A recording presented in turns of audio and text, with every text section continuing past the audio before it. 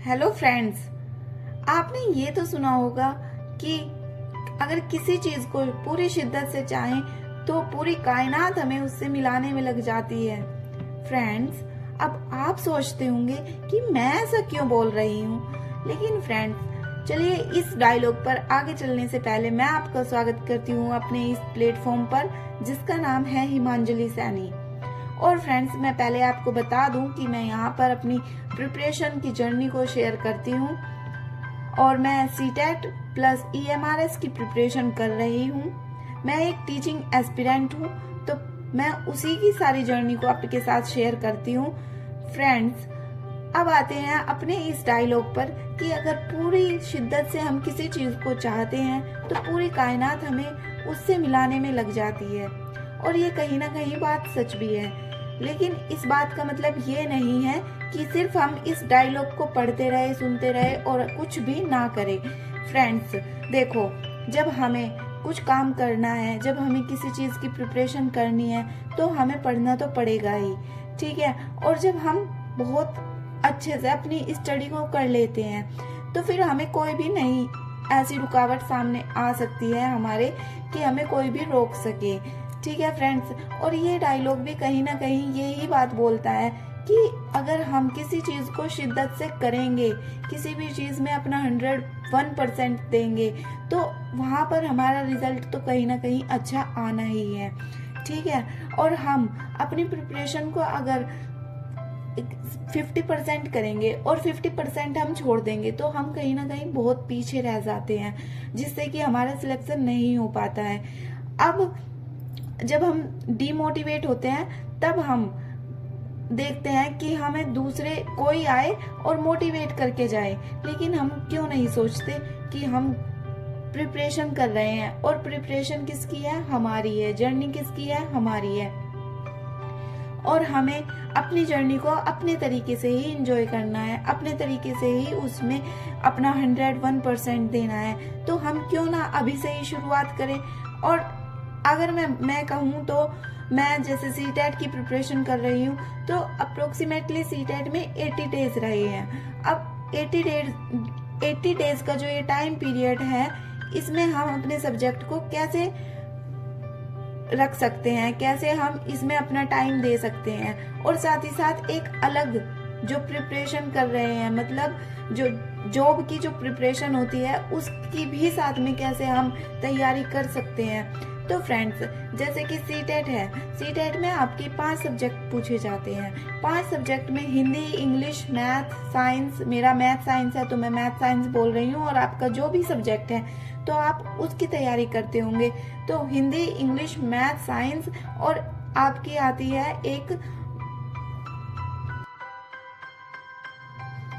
आपका आता है एक और सब्जेक्ट CDP।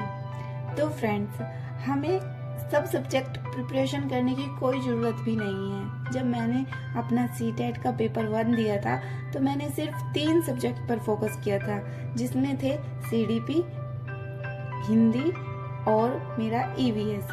तो उस टाइम पे क्योंकि मैंने BEd किया हुआ था तो BEd वालों को बाहर कर दिया। अभी उसका तो कोई मायने नहीं है उस एग्ज़ाम का, लेकिन अब आते हैं अपने इस पेपर 2 वाले सेक्शन पर कि हम इसमें भी अपना सब्जेक्ट फोकस करके अगर हम पढ़ेंगे तो हम बहुत अच्छी तैयारी कर सकते हैं। और इस बार सिर्फ इतना है कि हम पहले 2 सब्जेक्ट छोड़ते थे, मीन्स कि मैं पहले 2 सब्जेक्ट छोड़ती थी, लेकिन इस बार मैं अपने 4 सब्जेक्ट को बहुत ही बारीकी से कवर करूंगी।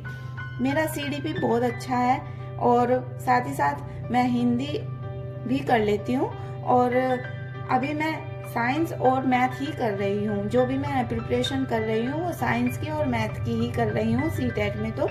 और फ्रेंड्स, अगर हम 4 सब्जेक्ट की भी अच्छे से प्रिपरेशन कर लेते हैं तो कहीं ना कहीं हमारे 120+ मार्क्स के जो सब्जेक्ट हैं वो हम कवर अप कर लेंगे। और उसमें हमें अगर हम 120 मार्क्स का पेपर करके आ जाते हैं तो हम कहीं ना कहीं उसमें क्वालिफाई भी हो जाएंगे, इतना मेरा मानना है। और ये मैंने आजमाया हुआ भी है। ये मेरा एक एक्सपीरियंस रहा है कि मैं जब सीटेट पेपर 1 की तैयारी कर रही थी तो ये मेरा एक्सपीरियंस था कि मैंने 3 सब्जेक्ट की तैयारी की थी और मैंने उसमें क्वालिफाई भी किया था। फ्रेंड्स देखो, हमें अपनी प्रिपरेशन को अपने तरीके से करना है, तो हम सीटेट इतना हार्ड क्यों लें? सीटेट को तैयार करने के लिए हमें सिर्फ और सिर्फ थोड़ी सी रणनीति की जरूरत है कि हमें कैसे अपने एग्जाम को क्लियर करना है। फ्रेंड्स, अगर हम ये चाहते हैं कि हमारे 2 एग्जाम एक साथ क्लियर हो, अगर हम चाहते हैं कि हमारा जॉब भी हमारे हाथ में हो इस सीटेट के बाद, तो फ्रेंड्स जैसे ही आपका नोटिफिकेशन आता है, फिर आपके पास बहुत ज़्यादा समय नहीं रह जाता वैकेंसी का। वैकेंसी में हमें कैसे क्वालिफाई होना है वो भी मैं आपको बताती हूँ। फ्रेंड्स, अभी जैसे आप सीटेट की प्रिपरेशन कर रहे हैं, तो आप अगर बहुत ही ज़्यादा वीक हैं, तो आप सिर्फ 2 सब्जेक्ट की ना छोड़ करके आप 3 सब्जेक्ट उठाइए और आप 40 डेज में अपने 3 सब्जेक्ट को इतना ज़्यादा अच्छा कर लीजिए जिससे कि आपके 90 मार्क्स में से एटलीस्ट 80 मार्क्स आ जाएं। और फिर आपके जो 2 सब्जेक्ट बचेंगे, चाहे वे 2 लैंग्वेज हो या फिर आप सोचते होंगे कि आपका कोई 2 वैसे सब्जेक्ट जिसमें आपका बहुत कम स्कोर आता है, अगर आप उनमें भी क्वालिफाई 15-15 करके भी लेकर आ जाते हैं, तो आप बहुत अच्छे से वहाँ पर क्वालिफाई हो जाएंगे और आपका 100+ मार्क्स आ जाएंगे।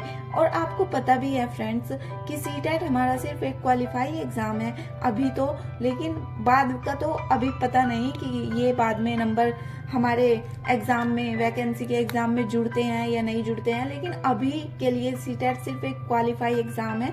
तो फ्रेंड्स, सिर्फ आपको क्वालिफाई करना है और क्वालिफाई आपको ओबीसी वाले कैटेगरी में नहीं करना है। जो भी ओबीसी कैंडिडेट है, मैं प्लीज उनसे रिक्वेस्ट करती हूँ कि वो ओबीसी की कैटेगरी में अपने पेपर को बिल्कुल भी क्वालिफाई ना करे। वो अपनी एग्जाम प्रिपरेशन को थोड़ा और अच्छे से करें जिससे कि वो 90+ मार्क्स लेकर के आ सके। क्योंकि फ्रेंड्स, मैं इस चीज को बहुत ज्यादा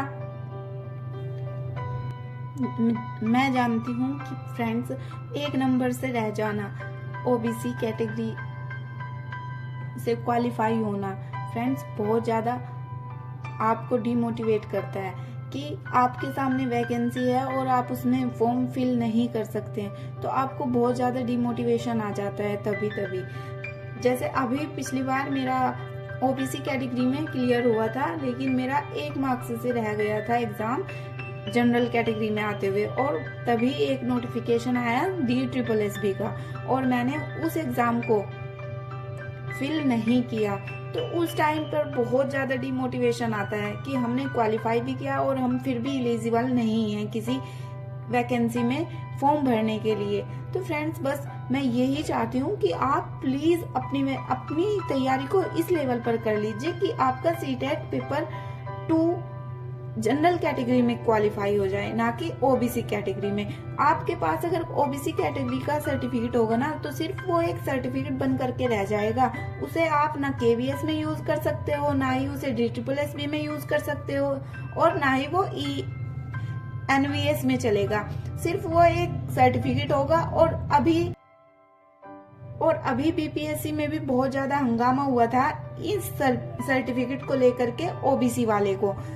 तो फ्रेंड्स, अगर आप तैयारी कर रहे हैं तो प्लीज आप 90+ मार्क्स तक तो लेकर के आए, इतनी तैयारी अपनी रखिएगा। और अभी बस मैं इतना ही कहना चाहती हूँ कि अगर आप अपने 4 सब्जेक्ट भी सीटेट के बहुत अच्छे से कर लेते हैं, 40 दिन में आप अपने 3 सब्जेक्ट को कर लीजिए, जिससे कि आपको एक मोटिवेशन आएगा अंदर से कि हाँ, आपने कुछ कर लिया है, कुछ तैयार हो चुका है आपका। तो बस फ्रेंड्स, आप अपने प्रिपरेशन को अच्छे से करिए, और बस मेरा यही मानना है। और आप मेरे चैनल पर आए हैं तो प्लीज इस चैनल को सब्सक्राइब करें, शेयर करें, और अगर आपको मेरी बात ठीक लगी है तो प्लीज कमेंट में यस लिखिए। Thank you friends.